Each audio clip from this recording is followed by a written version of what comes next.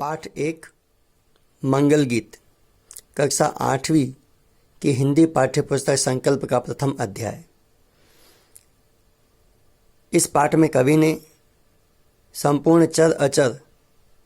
के मंगल एवं कल्याण की कामना करी है। कवि कहते हैं कि ब्राह्मण, हे प्रभु, मेरे देश में जन्म लेने वाले द्विज यानी ब्राह्मण विद्वान सभी ब्रह्मा के समान तेज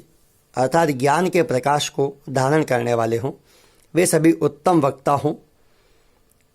वेदों का पठन पाठन करवाने वाले, लोगों को उत्तम सीख देने वाले हों। क्षत्रियों के बारे में कवि कामना करते हैं कि वे महान रथों का संचालन करने वाले अर्थात विमानों, यानों, रॉकेट, टैंक आदि को संचालित करने वाले हों और शत्रुओं का विनाश करने वाले हों। देश में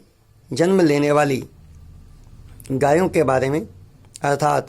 सभी दूध देने वाले पशुओं के बारे में कवि कहते हैं कि वे खूब अधिक दूध देने वाली हों तथा वजन, बोझ, भार लेकर के चलने वाले पशुओं जैसे घोड़ा, बैल आदि के बारे में कवि कहते हैं कि वे तेज गति के साथ चलने वाले बलवान हों। अपने देश में जन्म लेने वाली नारी के बारे में कवि कहते हैं कि हमारे देश की विकास की आधारशिला सौभाग्यशालिनी नारियां हों, क्योंकि एक नारी दो कुटुंब की आन बान शान होती है। जब वह पढ़ती है तो वह न केवल स्वयं पढ़ती है बल्कि दो कुटुंब को शिक्षित करने का काम करती है और उससे उत्पन्न संतान भी वैसी ही संस्कारी होती है और देश के विकास में अपना योगदान देती है। पुत्रों के बारे में कवि कहते हैं कि पुत्र बलवान हों, सभ्य एवं संस्कारों को धारण करने वाले हों, आवश्यकता पड़ने पर युद्ध करने वाले हों और यज्ञ करता हों, क्योंकि यदि पुत्र यज्ञ करता होंगे तो वे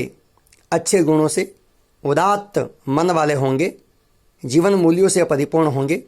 और इस प्रकार उनसे उत्पन्न भावी संतति भी संस्कारी होगी और वह समाज एवं राष्ट्र के विकास में समुचित योगदान दे सकेगी। बादलों के बारे में कवि कहते हैं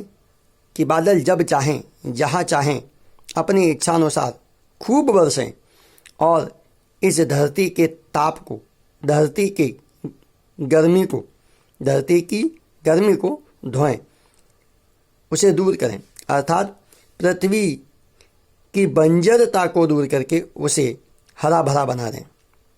इस पंक्ति का एक अर्थ यह भी है कि हमारे देश में रहने वाले धनी, मानी, संपदावान लोग गरीबों, पीड़ितों, दुखियों